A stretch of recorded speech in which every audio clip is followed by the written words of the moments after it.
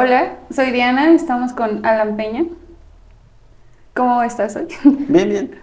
Bueno, vamos a empezar a platicar sobre tu trayectoria artística en todo este tiempo.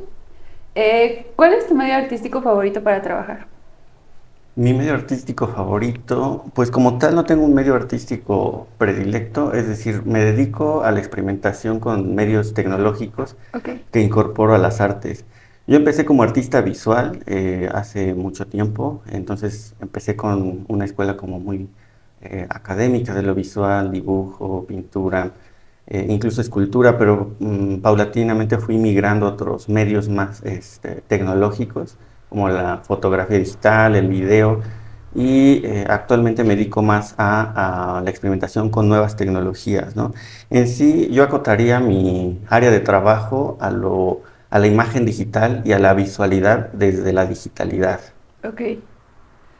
Y a partir de esto, ¿qué artistas te inspiraron, por ejemplo, a pasar de lo que ya hacías a lo tecnológico? Bueno, pues fue un proceso bastante curioso. Yo estudié en la Escuela Nacional de Pintura, Escultura y Grabado La Esmeralda, donde da clases uno de los pioneros de artes digitales que se llama Andrea Di Castro Stringer. Y bueno, ahí tuve también la oportunidad de estar en algunos eventos y conferencias que organiza el Centro Nacional de las Artes a través del Centro Multimedia. Ahora mismo recuerdo, por ejemplo, a una conferencia de Juan Martín Prada, un sociólogo español, que tiene un libro que se llama Prácticas Artísticas en la época de las redes sociales. Y bueno, pues yo entré, me saltaba algunas clases para entrar a algunas cosas de multimedia y quedé fascinado con su plática, tanto que compré el libro, dije, tengo que tener ese libro, lo busqué por todos lados. Se ha vuelto uno de mis libros favoritos como para indexar algunos de los momentos artísticos y sobre todo artistas que me han servido como de referencia para ver cómo se ha explorado el medio a lo largo de los últimos 20 años. Dentro de los cuales también yo creo que podría destacar a Rafael Lozano Gemer, que creo que es uno de los barcos insignia, es el buque insignia por excelencia del arte mexicano a nivel tecnológico. Y bueno, otros artistas como que están haciendo intentos sobre la tecnología de la mecatrónica, como Fernando Palma.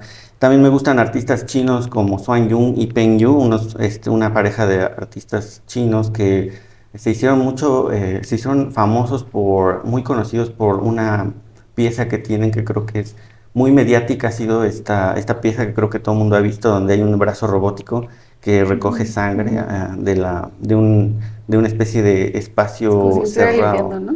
como si estuviera limpiando, se llama I Can't Help Myself o No Puedo Ayudarme a Mí Mismo, fue del 2016 y estuvo expuesta en el Museo el MoMA de Nueva York, entre otros. Ha tenido una cierta itinerancia a lo largo de varios espacios, pues se me hacía muy curioso cómo construían la metáfora de la robótica, ¿no? Que robota, como sabemos, significa trabajo forzado, ¿no? Entonces, literalmente pusieron al robot a trabajar de manera forzada hasta morir, haciendo un trabajo inútil, ¿no? Entonces, me hacía una metáfora del trabajo vivo de la propia humanidad, ¿no? Era como una especie de metáfora de esas acciones que hacemos y que hemos convertido en algo repetitivo, ir a trabajar, pagar los impuestos, meternos en la misma rutina que nos aniquila día con día, ¿no? Entonces yo creo que esos son como mis referentes, pero de repente también, aparte de estos referentes, tengo, o sea, del arte de todos los tiempos, de repente vamos viendo cosas, por ejemplo, en la escuela de arte recién veíamos un documental de Mutis, un performance que, bueno, fue uno de los grandes exponentes del performance y que tuvo una relación muy íntima con el estado de Tlaxcala y pues eso realmente te inspira mucho, ¿no? O sea, yo salí de esa conferencia igual con ganas de romper algo, ¿no? De hacer cosas. Y de repente así, cosas que revisitas, por ejemplo, ayer estaba viendo un documental de Miguel Ángel y me gustaba cómo casi que forza el milagro y que tiene que superar muchísimas barreras que tiene con respecto a la política, a la economía, a los intereses políticos de su momento Ujú. histórico y cómo va superando eso, ¿no? A través de la historia. Entonces es como poner en valor ciertos elementos o ciertas cumbres que se alcanzan a través de la exploración estética y artística. Y a partir de todo esto que me platicas, ¿podrías definir algún tipo de estilo que tiene tu trabajo? Bueno, o alguna Mm, corriente artística, algún estilo artístico. Sí, bueno, la corriente en sí se llama nuevos medios. Bueno, ha tenido varios nombres. Arte digital, nuevos medios, dependiendo del momento histórico al que hagamos referencia, ha tenido varios nombres. Actualmente se habla mucho de la superación del medio y se dice que vivimos una etapa posmedia, ¿no? Es decir, que la exploración del medio ya ha ocurrido y que se incorpora los nuevos medios a las artes más aceptadas, es decir, ha alcanzado una especie de dignidad como medio artístico, ¿no? Es más o menos como el caso del cine o la fotografía, que en un principio pues no eran arte, ¿no? Ujú. La fotografía, por ejemplo, al principio no era considerado un arte mayor, sino que trató de emular a la pintura. Hubo un movimiento muy interesante que se llamaba pictorialismo, en el que los artistas pintaban las fotografías para hacer que se parecieran lo más posible a pinturas clásicas, ¿no? Y hacían toda una escenografía con actores o con modelos que hacían como la referencia a pinturas clásicas o a grandes pinturas clásicas. Entonces yo creo que mi estilo, o sea, lo defino más como, es una inconsistencia y una serie de incoherencias mediáticas, pero yo lo defino más como una migración multimedia, porque en sí, digamos que no me quedo en un medio, sino que exploro y experimento primordialmente y predominantemente en tecnologías eh, electrónicas, ¿no? Para construir conceptos, imágenes o interacciones, ¿no? Experiencias. Entonces es una especie de deriva multimedia en la que voy explorando las capacidades expresivas y el potencial estético de diferentes medios. Y bueno, el eje rector pues siempre ha sido artes visuales, ¿no? Pero con esa particularidad de experimentar con tecnología. Ok, me parece muy interesante. La vez pasada estaba viendo cuando a Guillermo del Toro le dieron el Oscar y él decía que las películas animadas ya era, o sea, ya no era ya era cine, pues ya no era un género, ¿no? Ya no era un género la animación, sino que también la animación ya era, pues, el arte, ¿no? De hacer cine. Eh, Hace rato me platicabas que estudiaste en la Escuela Nacional de Pintura, Escritura y Grabado La Esmeralda. ¿Cómo fue este proceso? O sea, ¿qué fue lo que te llevó a estudiar ahí? Pues en ese caso creo que bueno, venía de un proceso formativo en el que me había formado aquí en Tlaxcala en lo que se llamó Taller de Iniciación Profesional a las Artes Visuales, que era una especie de pregrado o un curso como intensivo de artes visuales donde te daban como los fundamentos de las artes visuales y creo que era un paso lógico pues ya profesionalizar mi propuesta y sobre todo algo que me interesaba mucho era conceptualizar mi trabajo y también aprender a comprender y a proponer piezas que tuvieran que ver con arte desde el punto de vista conceptual, ¿no? Es decir, conceptualizar bien, aprender a conceptualizar y sobre todo entender teoría del arte y el arte conceptual de la década de los 60 que a veces es como un poco complejo y se vuelve un poco inaccesible, ¿no? Porque hay ciertas barreras de criterios de valoración que el público especializado pues no tenemos como mucha relación con él, pero realmente tiene su lógica interna y dentro de esa lógica interna pues hay un pequeño universo interesantísimo. Ok. Em, bueno, entonces fue a partir de esta escuela en donde tú pudiste ya conceptualizar y darle forma y quizás profesionalismo a lo que estabas haciendo, ¿verdad?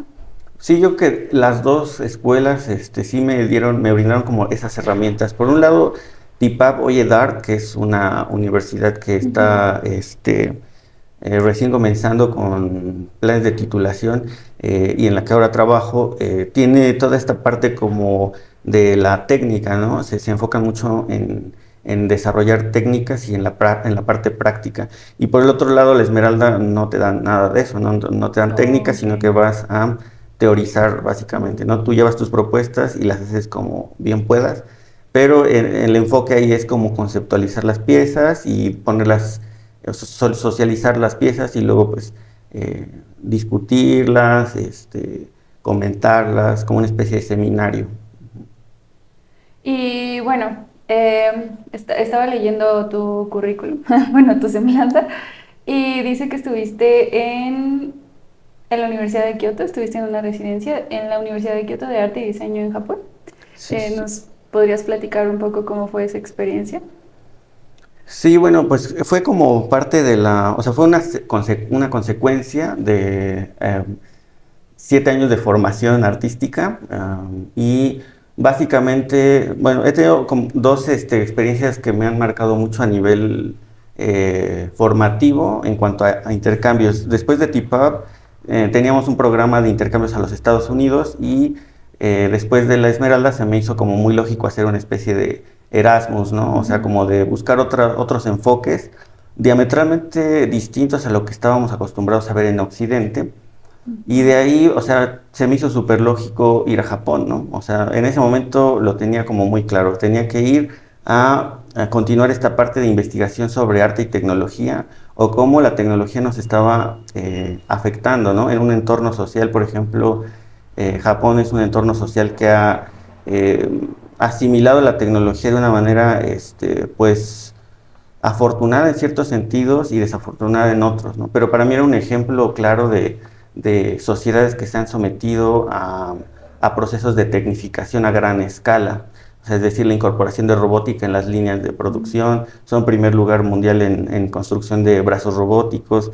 Básicamente toda su economía está basada en tecnologías de información, de comunicación, ingenierías y demás, ¿no? Entonces, se me hacía un entorno súper técnico y curiosamente es muy poco humanista, ¿no? Es decir, hay una ausencia brutal del humanismo clásico y también se me hizo como muy curioso de que pues ellos no tienen como tal esa faceta occidental del arte clásico, ¿no? Entonces era como una especie eh, de concepto inédito de la cultura y la creatividad desde un entorno tecnológico, ¿no? Eso se me hizo como súper interesante. Pero ya se me olvidó cuál era la pregunta.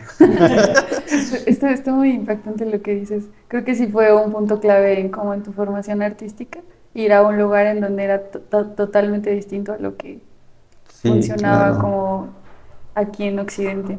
Pues la pregunta era esa, ¿cómo había sido tu experiencia? Y bueno, aparte de toda esta experiencia que has tenido en formación en distintas escuelas, pero también creo que has tenido formación ya como eh, docente, bueno, no sé si como docente, no sé cómo se le Ujú. diga. Sí, sí, sí, lo Eh, siento. ¿Cómo ha sido tu experiencia como colaborador en el Centro de Tecnologías Creativas Grace Quintanilla? Bueno, Grace Quintanilla, bueno, el CCD, bueno, Grace Quintanilla, el espacio de La Colmena es un hermano gemelo del CCD que está en Ciudad de México, Oh. en la Suavicrema, enfrente Ajá.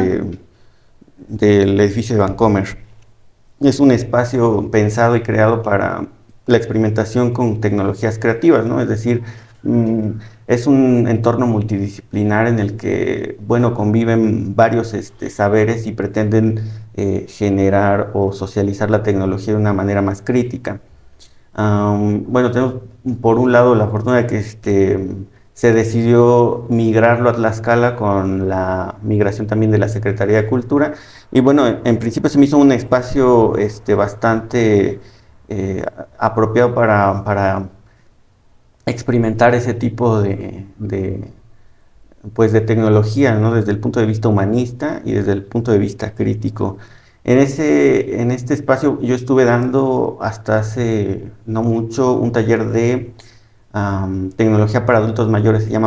Se llama porque continúa, yo ya no estoy ahí, pero continúa con esta otra chica, no me acuerdo cómo se llama. Se llama Herramientas Básicas para Adultos Mayores. Y básicamente lo que tratamos de hacer ahí en ese pequeño programa es eliminar estas brechas tecnológicas que siempre aparecen con los mayores, ¿no? Hay una diferencia generacional, que creo que aquí lo anoté.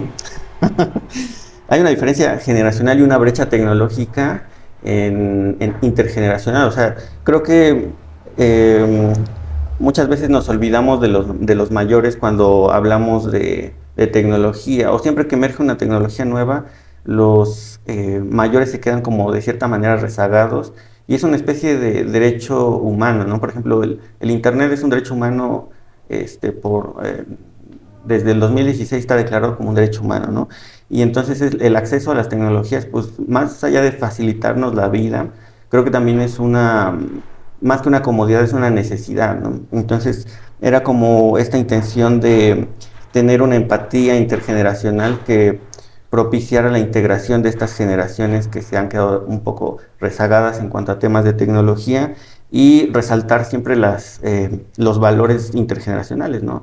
Esa generación y cada generación ha tenido sus búsquedas, sus luchas y sobre todo han generado una serie de valores en torno a su contexto histórico y social. Ujú. Entonces, en ese sentido, creo que podemos aprender mutuamente de las generaciones anteriores como los mayores de nuestras generaciones. Y luego así se da esos casos donde vas a un curso de algo y quien te enseña es alguien mucho menor que tú, ¿no?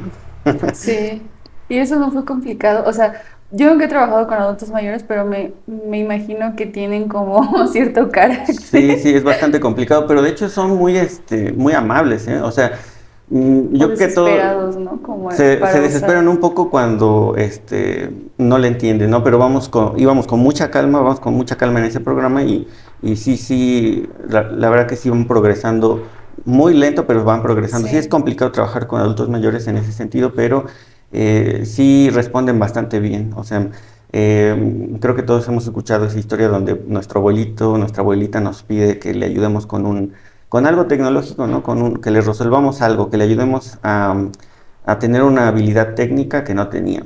Y regularmente siempre, pues, somos poco pacientes y no tenemos esa empatía con otra persona y no repetimos dos, tres veces, ¿no? Lo que, pues, es muy sencillo para nosotros, pero para ellos se les sí, complica. Entonces es como aproximarse de manera muy, muy empática y con mucha paciencia para lograr que se integren técnicamente a sí. este momento histórico. Sí, eso me parece muy importante porque pues últimamente ya muchos trámites, muchos servicios son a través de dispositivos, ¿no? Sí, hemos sido tecnificados, ¿no? Es Muy como duro. una situación ahí complicada, ¿no? Sobre todo cuando vienes de un momento histórico donde, es decir, nos tocó vivir esta transición de tecnologías y creo que pues sí es indispensable hoy. Sí. Y bueno, también eres cofundador del colectivo Táctica Multimedia.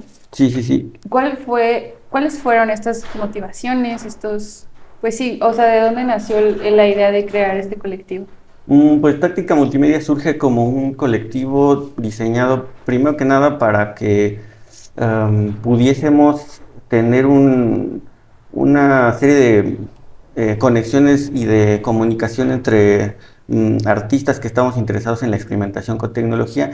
Y en sí es una idea como derivada del cine, donde un grupo de artistas tienen una idea, se Ujú. juntan para hacerla, para concretarla, para proyectarla financiera y conceptualmente, la ejecutan y luego cada quien para su casa, ¿no? Es decir, está hecha como una especie de dinámica eh, hecha para generar proyectos sobre todo de tecnología, documentales, cosas así. Oh. Y bueno, también tienes experiencia, bueno, ¿cómo ha sido tu experiencia como director creativo del documental Etnometraje del PACMI? Bueno, eso fue una, pues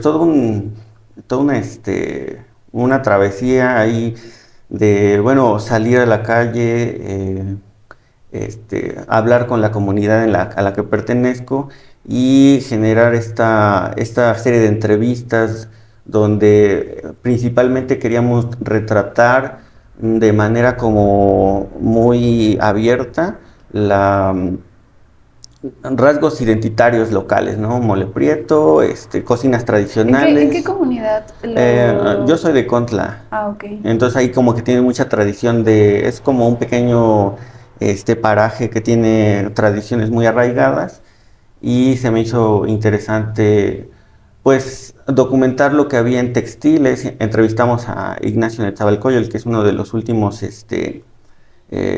artesanos que trabaja de manera muy profesional los tintes naturales, la lana, o sea, como con técnicas muy ancestrales. Y bueno, se me hacía como una necesidad casi generar esta documentación audiovisual de este material cultural intangible que luego se nos va. Y bueno, también te digo lo de cocinas tradicionales y también hicimos un capítulo de carnaval, que también es algo que está como por todo el estado y Ujú. que también es casi una es un tema recurrente, ¿no? En nuestro estado. Sí, sobre todo porque es lo que representa como el Ujú. Estado, ¿no? También eres, bueno, es que no sé si todavía sigue siendo docente de multimedia y video en la Escuela de Artes de Tlaxcala. Sí, sí, sí, ahí seguimos. ¿Cómo es y cómo ha sido esta experiencia como docente? Pues sí, mira, ha sido, es una buena experiencia, la verdad, o sea, lo ves desde dos puntos de vista. Primero como estudiante y luego, bueno, cuando eres joven eres como la promesa, ¿no? Y luego te vas haciendo mayor y tienes que ir madurando tu estilo y tienes que ir madurando como persona y creciendo como artista.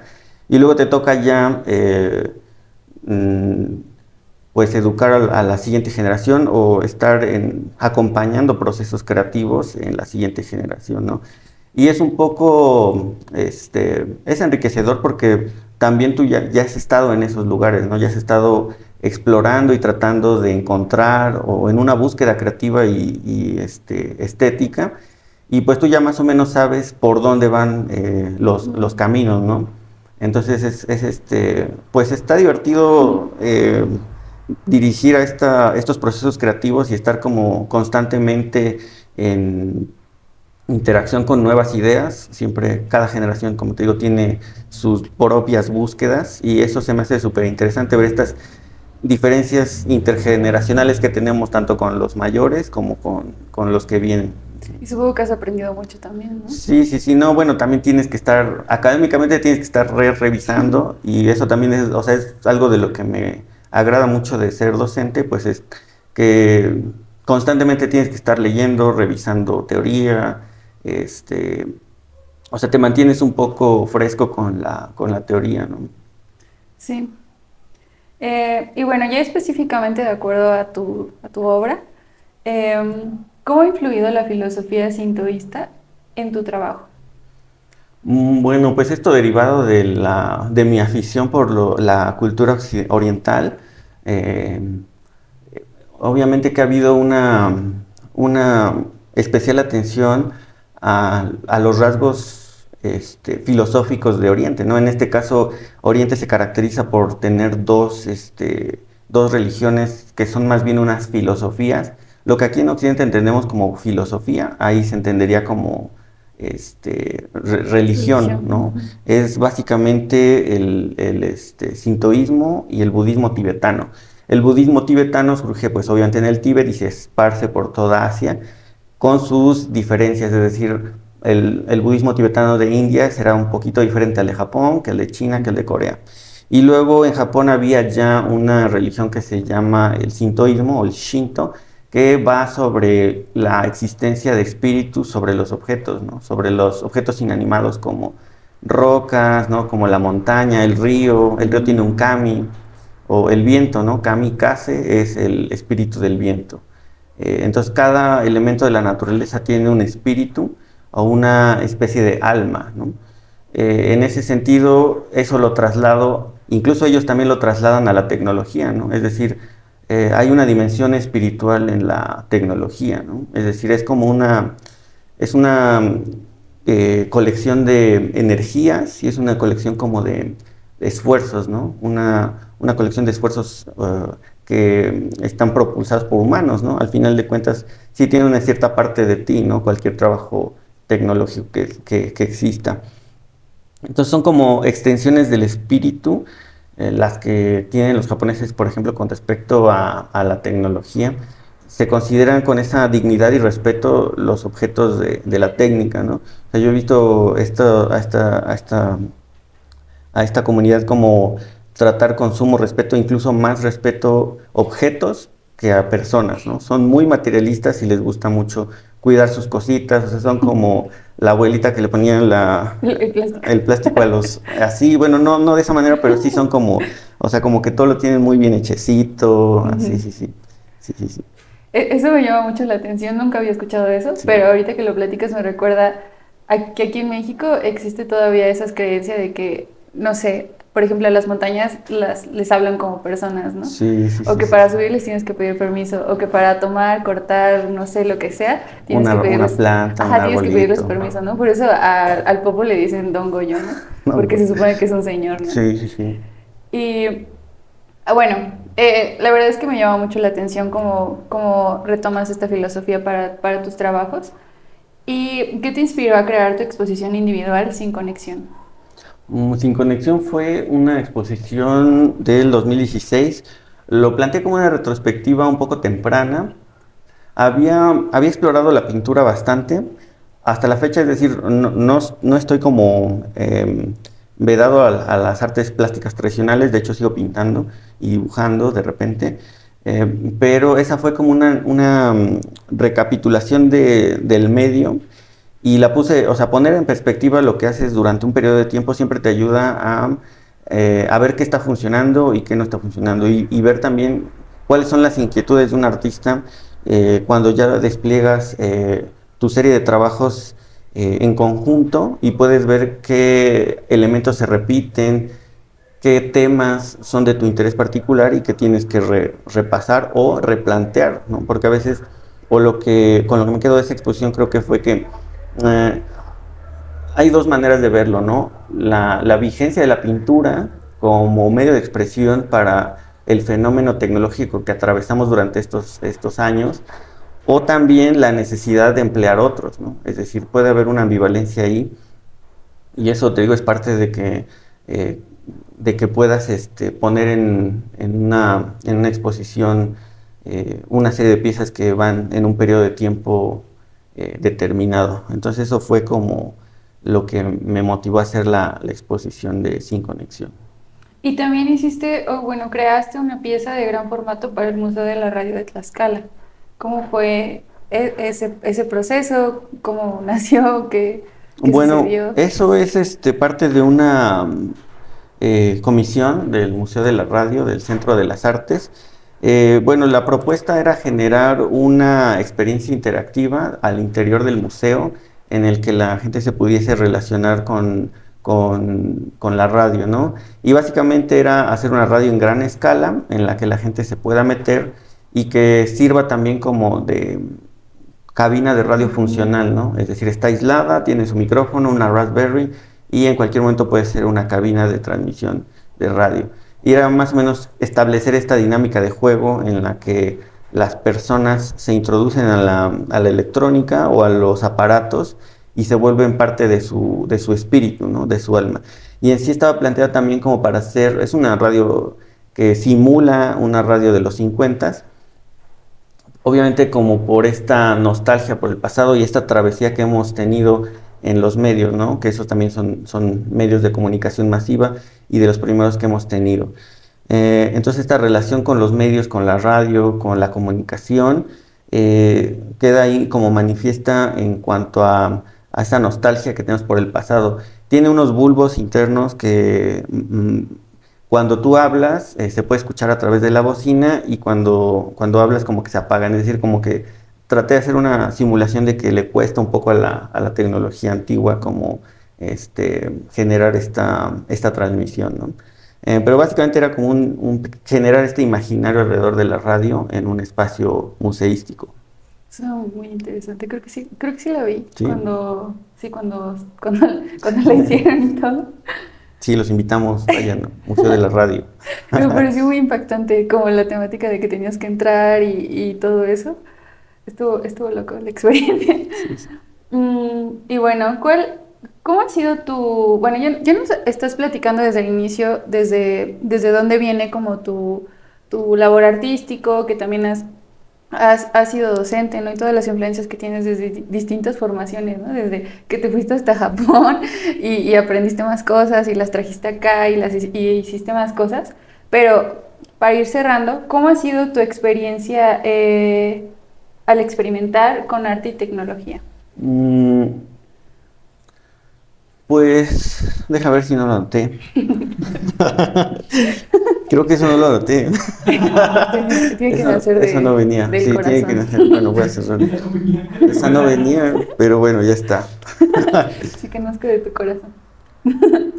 Mm, Al principio, o sea, bueno, primero que nada, yo creo que hay una cosa ahí en artes que es como una idea, una idea que deriva en un conflicto falaz, ¿no? Lo viejo contra lo nuevo, ¿no? Es lo primero que noté. Y yo creo que ese conflicto no existe, es decir, la aparición y la emergencia de nuevos medios no significa la sustitución de los viejos medios, ni mucho menos que se vayan a desaparecer o dejar de usar, como ahora vemos en ChatGPT, con la inteligencia artificial, es decir, no implica que desaparezcan los nuevos medios, sino que ampliamos el espectro de posibilidades creativas, estéticas y pues artísticas, ¿no? Entonces, en ese caso creo que ha sido revelador para mí saber que hacer arte con tecnología pues no me hace menos pintor ni menos Ujú. artista, sino que es como parte de una exploración, ¿no? Una exploración amplia que te digo acotea a la visualidad, que es de lo que más me interesa, pero en ese caso creo que esa es una de las como grandes enseñanzas que me ha dejado la transición mediática que he vivido. Y otra también es cómo asimilamos estos medios de manera como más humana, de manera más empática. De cierta manera, los medios nos siguen sirviendo para expresarnos, ¿no? Y creo que, por ejemplo, este podcast bueno, este video es como parte de eso, ¿no? Hay gente detrás de la tecnología que quiere expresar cosas y sigue habiendo como gente detrás de cualquier tecnología, ¿no? Entonces, como que esas son las enseñanzas que me ha dejado, que hay una dimensión humana y espiritual en la tecnología y que no hay un conflicto de sustitución de viejos medios a través de los nuevos medios, sino que es una especie de ampliación de la experiencia humana. Y bueno, una duda que me sale ahorita, así muy que no viene acá.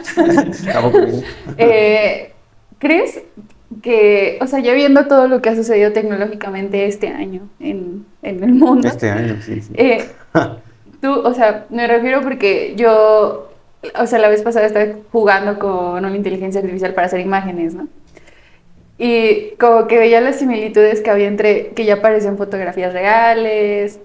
No sé si viste que se hizo viral la foto del Papa con Sí, sí, y que en sí, sí, realidad sí. era hecha con inteligencia artificial y todo el mundo pensaba que era una fotografía real, ¿no? A lo que voy es, ¿tú crees, o sea, como artista, crees que todas las personas que se dedican a las artes deberían de empezar a trabajar con estas herramientas y a trabajar más con la tecnología?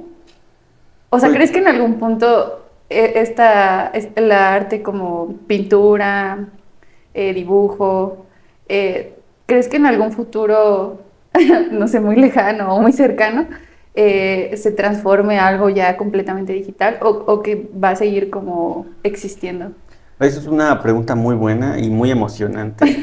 No puedo esperar para ver la respuesta. Ahora mismo no lo sé, pero sí creo que cualquier artista tendría que estar ya, o sea, sí por lo menos informándose y pensando un poco en darle una oportunidad a esos medios, es decir, como por saber que existen, qué capacidades tienen. Y luego creo que la pregunta es como, es plantear la singularidad, ¿no? ¿Hasta qué punto los humanos y las máquinas van a converger, ¿no? Y en qué punto la máquina va a hacer las cosas, digamos que de cierta manera mejor o más eficientemente que un humano, pero no con esa cualidad espiritual O que la parte humana, caracteriza ¿no? a los Ujú. seres humanos, Sí. ¿no? Es decir, la computadora lo puede emular todo muy bien, pero es un proceso un poco como frío, más que frío es más como no razonado desde la emoción, ¿no? Es decir, no es empático, es un poco más aséptico, es un proceso más mecánico. Y en cuanto el valor de la humanidad en la creación, creo que radica en esa capacidad de sentir, en esa capacidad de ser unos entidades sintientes, pensantes y que transmitimos emoción, ¿no? Esa comunicación empática que llamamos eh, la construcción del dispositivo hermenéutico, es decir, la interpretación que interpela al espectador, es difícil de emular por una máquina. Pero sí creo que estamos cada vez más, o sea, yo sí lo veía hace 20 años cuando empecé con todo esto, y sobre todo a pintar íconos de la tecnología, sí lo vislumbraba, o sea, como esa, y se veía desde el cine, la cultura popular se estaba planteando ya también la emergencia y la aparición de una singularidad posible. Y creo que hoy estamos mucho más cerca de esa singularidad, ¿no? En ese caso creo que sí, el arte va a tener una preponderancia importante porque pues básicamente lo que nos diferencia, es decir, va a haber muchos trabajos que se van a automatizar, ¿no? Ujú. Entonces lo que diferencia a los hombres de las máquinas va a ser básicamente su capacidad de crear, ¿no? Empáticamente, creativamente, esas cosas que son difícilmente reproducibles por algoritmos y microelectrónica. Puede ser, quién sabe. Wow. Yo Sí, veremos en unos es años. un volado. ¿Cuál ha sido el mayor desafío que has enfrentado como artista y cómo lo superaste? O a lo mejor hay desafíos que todavía no has podido superar. Pues bueno, a lo largo de las carreras de artes, y lo que le digo mucho a los alumnos también es como, siempre la parte financiera, el financiamiento es como algo complicado en artes, pero es completamente superable, ¿no? Creo que la única fórmula es trabajar duro, ¿no? O sea, es la única fórmula que he visto que funciona, no hay como más fórmulas mágicas, y si hubiese, pues no se las iba a decir aquí. Pero creo que el único que ha funcionado y que he visto que a otros les funciona, a mí me funciona y a varios, pues es trabajar muy, muy duro. Siempre que generas un producto o una investigación o el resultado de una investigación, siempre hay un potencial comprador, ¿no? Es decir, siempre hay alguien que va a interesarse en lo que tú hagas, ¿no? Entonces sí es como, pues, un salto de fe hacia adelante y luego mucho trabajo duro para hacer girar la maquinaria. Ok. Y ya, bueno, para finalizar, ¿cuál es el mensaje que quieres transmitir a través de tu trabajo y a las personas que nos están viendo, escuchando?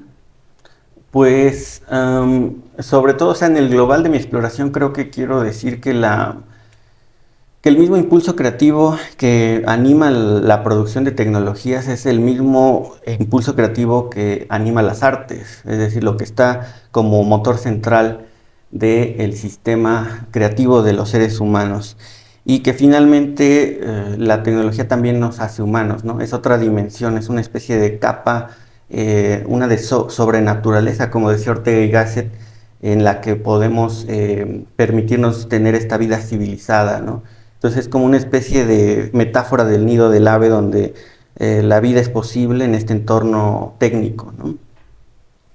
Y bueno, que como decía, ¿no? Tecnología, la implementación de tecnologías en las artes no significa el abandono de los viejos medios, sino que significa que tenemos más posibilidades creativas hoy de lo que teníamos hace 100 años, ¿no? También como que no hay, creo que no hay nada más humano que hacer arte y tecnología. O sea, ambas parecen muy distantes, pero están íntimamente relacionadas desde su origen etimológico, ¿no? Es decir, ars es el latín de un oficio, ¿no? De un saber hacer, y tecnología es el griego de esa misma, la expresión griega de esa misma idea, ¿no? El oficio, el saber hacer algo, ¿no? Y bueno, ambas han tenido sus bifurcaciones. La tecnología es más enfocada al utilitarismo y el arte es más enfocada a la emoción y a la expresión pura. Y creo que en este momento histórico es posible compaginar ambas, ¿no? Es decir, la tecnología al servicio de la emoción y la emoción también al servicio de la técnica. Ok, estoy muy Eso sería. impactada. Eso sería. Es que me quedé pensando que sí, Sí. la tecnología podría ser arte también. O sea, en sí Sí, eso misma la es tecnología es complejo, ¿eh? O arte. sea, ya veremos este 2023. Si se revela nuestro Como, refri, nuestra computadora inicia la revolución, pero sí es cierto que, o sea, este año va a ser determinante para la inteligencia artificial.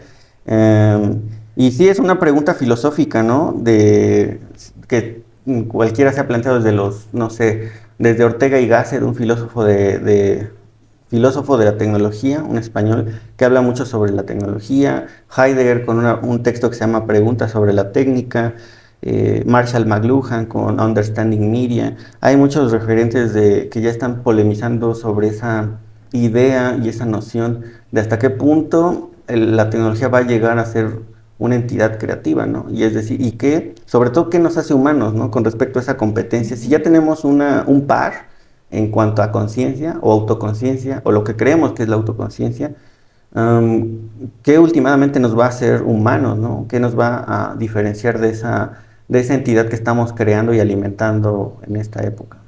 sí. Me gustaría ver eso. Sí, pues yo creo que sí nos va a tocar generacionalmente. Vamos a vivir para ver la guerra humano-máquina. Algo que en las películas, por ejemplo, apenas vi otra vez Matrix de las hermanas Wachowski. Y esto ya tiene Un más de montón. 24 años, ¿no? Más o menos. Sí.